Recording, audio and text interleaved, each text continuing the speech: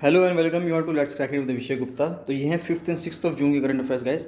बहुत important current affairs है, आप लोग कवर कर लीजिएगा।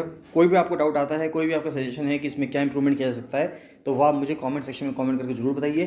साथ साथ guys let's crack it with Vishay Gupta का अगर यूट्यूब चैनल आपने सब्सक्राइब नहीं किया है तो उसको जरूर सब्सक्राइब कर लीजिएगा। और let's crack it with Vishay Gupta का फ्री टेलीग्राम चैनल भी है, तो इसको जरूर ज्वाइन कर लेना। इसको ज्वाइन करना बहुत बहुत ज़्यादा ज़रूरी है। गाइस बताना चाहूँगा लोअर पीसीएस मेंस के लिए, एफआरओ मेंस के लिए और एडवोकेट जनरल आरओ मेंस के लिए फुल प्रिपरेशन बैच चल रहा है। तो जो भी कैंडिडेट्स ऐसे हैं जो चाहते हैं कि वो अपनी मेंस की प्रिपरेशन बहुत अच्छे से कर सकें, तो वो मुझे 7665804421 पर कॉल या मैसेज कर सकते हैं। चलिए स्टार्ट करते हैं 5th और 6th जून के करंट अफेयर्स।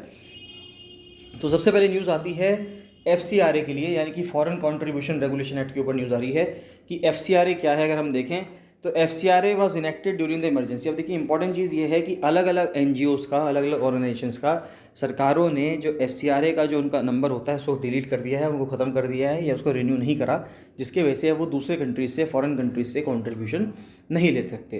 तो FCRA को इनेक्ट किया गया था इमरजेंसी के दौरान, जिस टाइम पे इंदिरा गांधी गवर्नमेंट थी 1976 में, एमिड apprehensions that foreign powers were interfering in India's affairs. तो उस टाइम पे इंदिरा गांधी गवर्नमेंट का ये कहना था कि फॉरेन पावर जो हैं, विदेशी ताकतें जो हैं, वो भारत की डेमोक्रेसी में इंटरफेरेंस कर रही हैं।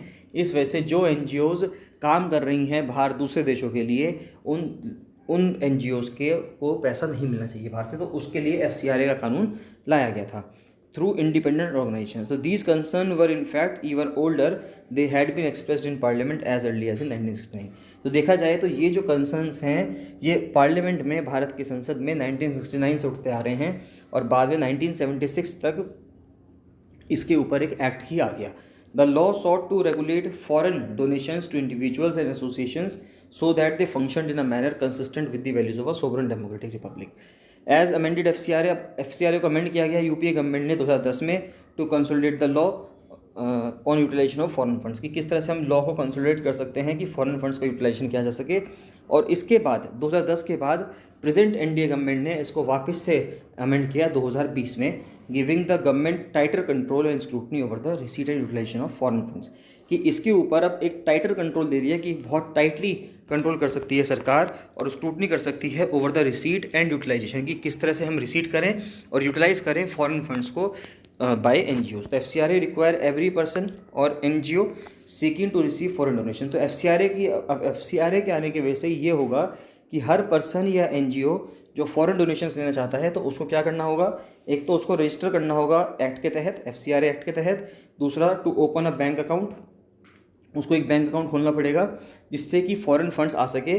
और वो बैंक अकाउंट कहाँ खोलना होगा, SBI में खोलना होगा, दिल्ली में। To utilise those funds only for the purpose for which they have been received, और उन फंड्स को सिर्फ उसी पर्पस के लिए आप इस्तेमाल कर सकते हो जिस पर्पस के लिए आपने उन फंड को रिसीव किया है, and as stipulated in that, और जो एक्ट के अंदर चीज़ें मैंशन हैं। They are also required to file annual returns, और उनको एनुअल रिटर्न्स भी आपको फाइल करनी पड़ेंगी। And they must not transfer the funds to another NGO, और आप अपने फंड्स को किसी दूसरी जो आपकी ऑर्गेनाइजेशन होगी, अगर NGO है तो आप उसको ट्रांसफ़र नहीं कर सकते। Act prohibits the receipt of foreign funds bye candidates for elections. अब आप इलेक्शंस के लिए फॉरेन फंड नहीं ले सकते, जर्नलिस्ट नहीं ले सकते, कोई न्यूज़पेपर नहीं ले सकता, या मीडिया ब्रॉडकास्ट कंपनीज जो हैं ये दूसरे देशों से पैसा नहीं ले सकती, जजेस पैसा नहीं ले सकते, गवर्नमेंट सर्वेंट, MLA MPs नहीं ले सकते, पॉलिटिकल पार्टी नहीं ले सकती, ऑफिस बियर ऑर्गेनाइजेशंस किसी भी पॉलिटिकल नेचर का। तो ये जितने भी लोग हैं ये सभी लोग दूसरे देशों से FCRA के तहत हम अगर कहें या NGO के तहत हम कहें तो फॉरेन फंड्स नहीं ले सकते, क्योंकि इससे बाहर की जो ताकतें हैं वो भारत की इंटरनल डेमोक्रेसी को क्या करेगी, हैम्पर कर सकती है। FCRA registrations are granted to individuals or associations that have definite cultural, economic, educational, religious और social programs। तो FCRA रजिस्ट्रेशन से उनको दिया सकता है जिनका काम या तो कल्चरल हो, इकोनॉमिकल हो, एजुकेशनल हो, रिलीजियस हो या सोशल हो, यानी कि अगर पॉलिटिकल नेचर का वो है तो पॉलिटिकल नेचर का वो नहीं हो सकता। तो for how long is approved granted, एक बार अगर FCRA का रजिस्ट्रेशन आपको मिल जाए तो वो 5 साल के लिए वैलिड होता है। NGOs are expected to apply for renewal within 6 month, तो 6 महीने के भीतर वो NGOs हम सोच सकते हैं कि वो रिन्यू की एप्लीकेशन डाल देंगे। जब उनका FCRA के 5 साल पूरे होने वाले होंगे तो वो 6 महीने पहले अपना रिन्यूअल प्रोसेस करना स्टार्ट कर देंगे। In case of failure to apply for renewal, registration is deemed to have expired and the NGO is no longer entitled to receive foreign funds. तो अगर उनका रिन्यूअल नहीं हो पाया और वो उनका एक्सपायर हो गया तो उसके बाद अब वो फॉरेन फंड्स नहीं ले सकते जब तक कि उनका लाइसेंस रिन्यू ना हो जाए। तो GS3 की न्यूज़ आ रही है इकोनॉमी से कि 10% इथेनॉल ब्लेंडिंग गोल जो है वो मेट हो चुका है, यानी उसे हम प्राप्त कर चुके हैं, जो 10% का इथेनॉल ब्लेंडिंग गोल था, ये प्राइम मिनिस्टर का कहना है। तो India has achieve the target of 10% ethanol blending in petrol 5 months ahead of schedule. तो 5 महीने पहले ही जो शेड्यूल डेट थी उससे 5 महीने पहले ही उसको हमने अचीव कर लिया है। This had led to a reduction of 27 lakh ton of carbon emission. तो इसकी वजह से 27 लाख टन जो कार्बन एमिशंस हैं वो हमने रिड्यूस कर दिया है। And saved foreign exchange worth ₹41,000 crore. और इसके वजह से हमने फॉरेन एक्सचेंज 41,000 करोड़ रुपये से बचाया है। यानी कि अगर हम उस 10% की जगह भी पेट्रोल डीजल इस्तेमाल करते तो हमको 41,000 करोड़ रुपये और पेमेंट करनी पड़ती।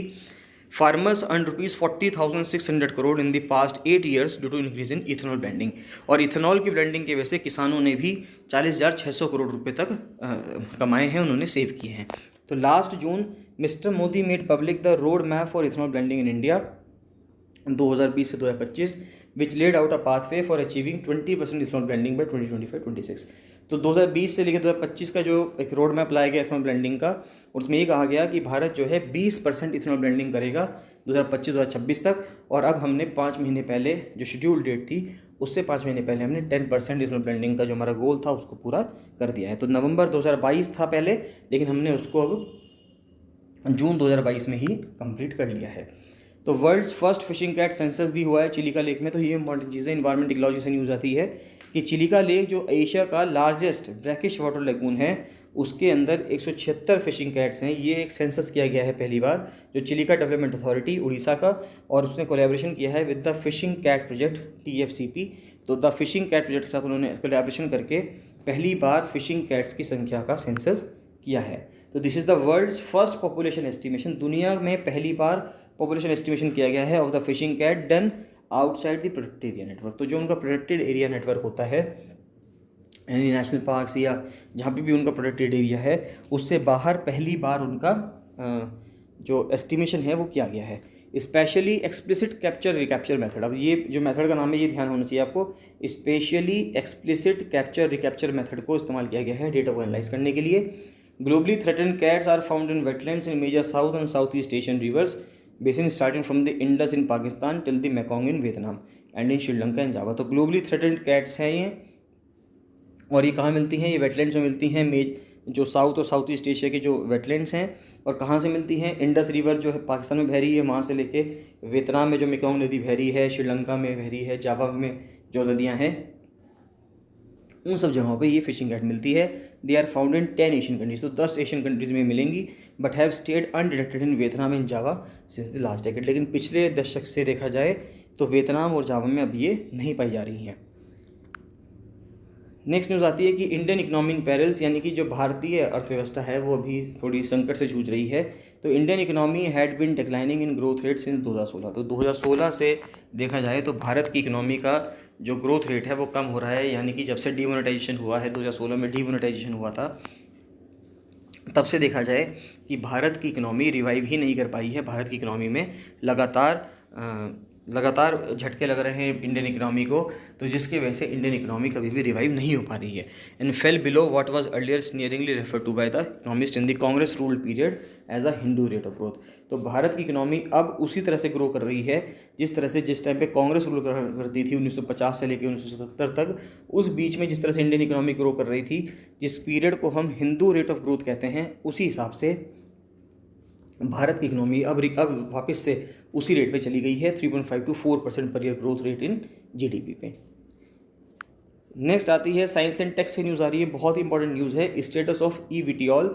ईवीटीओल हमने कुछ दिनों पहले भी देखा था, आज थोड़ा सा और देखते हैं इसकी डिटेल पे। Soon to be reality. तो एक इलेक्ट्रिक एयरक्राफ्ट की बात की जा रही है जो एक ही जगह से मतलब लैंड कर सकता है और एक ही जगह से टेक ऑफ कर सकता है, उसको रनवे की ज़रूरत नहीं है। तो थोड़ा सा इसको जूम कर देता हूँ। देखिए, union aviation minister while speaking at the 7th edition of India ideas conclave in Bangalore, उन्होंने स्टेट किया कि India is in conversation with a number of eVTOL producers, but how are electric vertical. EVTOL की full form क्या है? Electric vertical take off and landing aircraft. की vertically यानी कि सीधा सीधा जो प्लेन होगा, हेलीकॉप्टर जो होगा, वो वर्टिकली टेक ऑफ भी कर जाएगा, लैंड भी कर जाएगा। तो ये एयरक्राफ्ट का स्ट्रक्चर होगा। And what are they capable of? तो यहाँ पे आप देख सकते हैं कि ये इसके रोटर्स हैं, ये इसके पंख हैं, तो इसके वजह से ये सीधे सीधे ऊपर उड़ भी सकता है और लैंड भी कर सकता है। तो इसमें पायलट और 4 पैसेंजर्स के बैठने की यहाँ पे फैसिलिटी होगी। स्पीड आप देख लीजिए कि 241 की स्पीड है और रेंज 161 किलोमीटर होगा, 450 किलो जा सकता है, ये विंड स्पान होगा। तो ये सब चीज़ें आप एक बार इस पर देख लीजिए, इसकी जो इमेज है। और एक eVTOL एयरक्राफ्ट वो होता है जो इलेक्ट्रिक पावर को यूज़ करता है। इंपॉर्टेंट चीज़ क्या है कि ये इलेक्ट्रिक पावर को यूज़ करेगा, ना कि पेट्रोल को। इलेक्ट्रिक पावर को यूज़ करेगा किस चीज़ के लिए? होवर करने के लिए, टेक ऑफ के लिए, लैंड करने के लिए वर्टिकली। तो most eVTOLs also use what is called as distributed electric propulsion technology. तो जो eVTOLs हैं, इलेक्ट्रिकल वर्टिकल टेक ऑफ और लैंडिंग वाले जो प्लेन्स हैं, वो डिस्ट्रीब्यूटेड इलेक्ट्रिक प्रोपल्शन टेक्नोलॉजी को यूज़ कर रहे हैं, which means integrating a complex propulsion system with the airframe. तो there are multiple motors for various functions. तो कई सारे मोटर्स हैं अलग अलग फंक्शन करने के लिए, एफिशिएंसी को बढ़ाने के लिए और सेफ्टी को भी इंश्योर करने के लिए। This is technology that has grown on account of successes in electric propulsion based on progress in motor battery. अब किस तरह से इसमें अब ये जो टेक्नोलॉजी आ रही है किस वजह से आ पा रही है? इस वजह से आ रही है क्योंकि इलेक्ट्रिक प्रोपल्शन में सक्सेस हम पा रहे हैं, यानी कि मोटर के अंदर, बैटरी के अंदर, फ्यूल सेल के अंदर, इलेक्ट्रॉनिक कंट्रोलर टेक्नोलॉजीज़ के अंदर, and also fuelled by the need for new vehicle technology that ensures urban air mobility. जो इंश्योर कर रहा है किस चीज़ को? अर्बन एयर मोबिलिटी को। जो ग्लोबल मार्केट है for eVTOL was put at $8.5 million in 2021। तो ग्लोबल मार्केट 2021 में $8.5 मिलियन का कहा जा रहा है और जिसकी उम्मीद की जा रही है कि 2030 तक ये $30.8 मिलियन तक बढ़ जाएगा। जो डिमांड है will be on account of green energy and noise free aircraft. अब देखिए डिमांड किस चीज़ की है कि तो हमें ग्रीन एनर्जी पे काम करना है, ना कि हमारा पेट्रोल डीजल खर्च हो, हम ग्रीन एनर्जी पे काम कर सकें और ऐसे एयरक्राफ्ट बने जो नॉइज़ फ्री हो, यानी कि वहाँ पे नॉइज़ ना प्रोड्यूस हो रहा हो। Cargo carrying concepts and the need for new modes of transport. नया सुपर कंप्यूटर बनाया गया है NIT तिरुचिरापल्ली में, उसको इनोवेशन किया गया है जिसका नाम है परम पोरुल। तो परम पोरुल सुपर कंप्यूटिंग फैसिलिटी को इस्टेब्लिश किया गया है फेज़ 2 के अंदर नेशनल सुपर कंप्यूटिंग मिशन में टू फैसिलिटेट कंप्यूटेशनल रिसर्च। तो इसको डेडिकेट किया गया है नेशन को under national super computing mission, जो कि एक जॉइंट इनिशिएटिव था मिनिस्ट्री ऑफ इलेक्ट्रॉनिक्स का और department of science and technology का। ये 838 टेराफ्लॉप्स पे काम करता है और ये नेशनल सुपर कंप्यूटिंग मिशन के तहत बनाया गया है। परम पोरुल कहाँ पे इनॉग्रेट किया गया है? NIT तिरुचिरापल्ली में किया गया है, बस इतना आपको ध्यान रखना है। नेक्स्ट एक डिजीज़ के ऊपर आ रही है, साइंस से रिलेटेड न्यूज़ है। डिजीज़ आ रही है टोमेटो फ्लू। तो टोमेटो फ्लू क्या है? ये the flu that gets its name because of the red blister it causes. तो ये एक ऐसी बीमारी है जो 5 साल से कम के बच्चों को अफेक्ट कर रही है और इस बीमारी के तहत बच्चे के शरीर पे छोटे छोटे दाने हो जाते हैं, रेड ब्लिस्टर हो जाते हैं और वो लाल कलर के होते हैं, तो ऐसे लगते हैं जैसे वो टमाटर जैसे हों, तो इसलिए इसको टोमेटो फ्लू कहा जा रहा है। The flu affects children below 5 years of age. 5 साल से कम के बच्चों को इफेक्ट करता है। सिम्टम्स जो हैं फ्लू के ऑल्सो कॉल्ड टमाटो फीवर, जिसको टमाटो फीवर भी कहा जा रहा है। तो जो सिम्टम्स हैं वो क्या हैं? वो तो शरीर पे रैश आ जाएंगे, रैशेस आ जाएंगे, स्किन इरिटेशन होगी और डिहाइड्रेशन होगा। सेवरल रिपोर्ट्स के अगर हम अनुसार देखें तो the flu can also cause tiredness. Flu की वजह से क्या होगा? थकान होगी, जॉइंट पेन होगा, स्टमक में क्रैम्प आएंगे, नोजिया, वोमिटिंग यानी उल्टी वगैरह होगी, डायरिया हो जाएगा, कफिंग यानी खांसी है, नाक बहना है, रनी नोज, हाई फीवर और बॉडी एक यानी बुखार आना है और बॉडी एक होगा यानी शरीर में दर्द होगा। इन सम केसेस इट में also change the colour of the legs and the hands. और इससे लेग्स के और हैंड्स के कलर चेंज होने में भी आपको सिम्टम्स दिखाई दे सकते हैं। This flu is a self limiting one. ये सेल्फ लिमिटिंग वन है यानी खुद पे ही सही हो सकता है, इसलिए कोई दवाइयाँ नहीं है। And there is no specific drug for this. और इसके लिए कोई भी स्पेसिफिक ड्रग यानी कोई भी स्पेशल दवाई इसके लिए नहीं बनी। This means that the symptom will resolve over time on their own. तो अपने आप ही जो उसके सिम्टम्स हैं वो खुद सही होने लगेंगे और कुछ टाइम बाद बच्चा जो है वो रिकवर हो जाएगा। टोमेटो फीवर वो कंटेजियस है यानी कि फैल सकता है एक पर्सन से दूसरे पर्सन में। If someone is infected with this flu they need to be kept in isolation. अगर किसी पर्सन को, किसी बच्चे को ये फ्लू से वो अफेक्टेड है टोमेटो फ्लू से, तो उसको आइसोलेशन में रखना पड़ेगा, यानी उसको बच्चे को अलग थलग रखना पड़ेगा जिससे वो दूसरे और लोगों के संपर्क में ना पाए। नेक्स्ट आता है what are the protected mobility vehicles. अब देखिए डिफेंस न्यूज़ है GS3 में कि इंडियन आर्मी जो है वो एक प्रोटेक्टेड मोबिलिटी व्हीकल खरीदना चाहती है। ये एक ऐसा मशीन होती है, एक ऐसी चीज़ है जिसके अंदर बैठ के पर्सन ट्रैवल कर सकते हैं और अगर वहाँ पे कभी बम विस्फोट होता है या कोई अचानक हमला कर देता है तो वो पर्सन उस गाड़ी के अंदर, जिस गाड़ी के अंदर ये बैठे हुए होते हैं, वो उनकी प्रोटेक्शन कर सकती है, उनकी सेफ्टी सिक्योर कर सकती है। तो भारत की आर्मी का कहना यह है कि उनको प्रोटेक्टेड मोबिलिटी व्हीकल चाहिए हाई एल्टीट्यूड एरियाज़ के लिए और डेजर्ट्स और प्लेन्स के लिए। तो यानी इन सब जगहों पे वो चलने लायक हो। तो ऑपरेशनल रोल क्या होगा इनका, तो ये एसेंशियली एक व्हील्ड आर्मर्ड पर्सनल कैरियर होगा, यानी कि व्हील्ड होगा यानी ये पहिए पे चलेगा, और आर्मर्ड होगा और पर्सनल कैरियर होगा, यानी कि पर्सनस को एक जगह से दूसरी जगह ले जा सकता हो। It provides protection to the soldiers travelling inside the vehicle. तो ये क्या प्रोवाइड करेगा, प्रोटेक्शन प्रोवाइड करेगा उन सोल्जर्स की जो इस व्हीकल के अंदर बैठ के चलेंगे। इनसे माइन में अगर ब्लास्ट हो जाए, उसका sudden attack by the small arms और छोटे हथियारों से अगर किसी ने अचानक से हमला कर दिया तो उससे भी प्रोटेक्शन के लिए ये अवेलेबल रहेगा। These vehicle should be wheeled, ये पहिएदार व्हीकल होता है, 4x4 ड्राइव मोड पे काम करेगा। Should have automatic transmission. ये जो व्हीकल है should be able to carry 10 person, तो 10 पर्सन ले जाने लायक होना चाहिए ड्राइवर और को ड्राइवर को छोड़ के, यानी टोटल उसके अंदर 12 आदमी बैठ सकें। और ये माना जाता है कि हर पर्सन, क्योंकि कॉम्बैट मोड में होगा यानी लड़ाई के मोड में जा रहा होगा, तो कम से कम वो हर पर्सन 30 किलो का सामान ले जाएगा। तो अब आप देख सकते हैं कि 12 लोग अगर हैं तो 12 36 हम देखें तो 360 kg वजन कम से कम एक्स्ट्रा सामान जाएगा apart from the weight of the persons. तो जो पर्सनस का वेट है वो तो होगा ही, उसके साथ साथ 400 किलो वजन और उसके अंदर रखा जा सकता है। तो इन सब चीज़ की कंडीशन के साथ उसको तैयार किया जाएगा। टेक्निकल स्पेसिफिकेशंस क्या हैं इस व्हीकल की, तो ये एक बैलिस्टिक प्रोटेक्शन होना चाहिए इसमें। Should be able to protect the vehicle from grenade, हम यानी कि अगर ग्रेनेड यानी कि उस पर ऊपर कोई ग्रेनेड फेंका जाए या माइन ब्लास्ट हो तो उस सब चीज़ों से ये प्रोटेक्शन दे सके अंदर बैठे हुए लोगों को। It should have a maximum speed of 90 kilometre on road, 90 kilometre की स्पीड से वो चले रोड पे, और क्रॉस कंट्री टेरेन में यानी कि डेजर्ट्स में और कभी भी ऐसे में चलना हो उसे तो वो 40 की स्पीड से चल सके at least. They should be able to operate in temperature range of 40 degree से लेके -15 डिग्री तक काम कर सके, और उसके अंदर लाइट मशीन गन भी फिट हो सके। उसका जो टरेट है, या टरेट का मतलब होता है कि यहाँ जहाँ से गोली निकलती है या गोला निकलता है टैंक में से, तो यहाँ से गोला निकलता है इस तरह से, यहाँ से ऐसे ही बाहर निकल सकता है, ठीक है। तो ये जो टरेट होती है, ये जो टरेट होती है ये 360 डिग्री घूम सकती हो, ये उसके ऊपर इसको फिट करना है।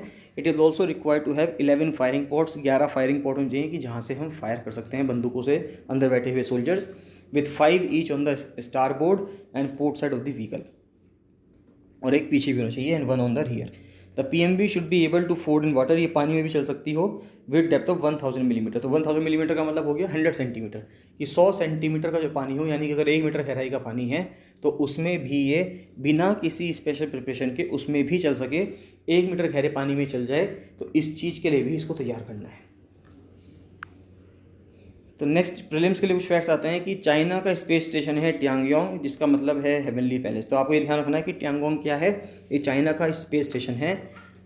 Is expected to become fully operational by the end of the year, तो माना जा रहा है कि 2022 के खत्म होते होते ये फुल्ली ऑपरेशन हो जाएगा।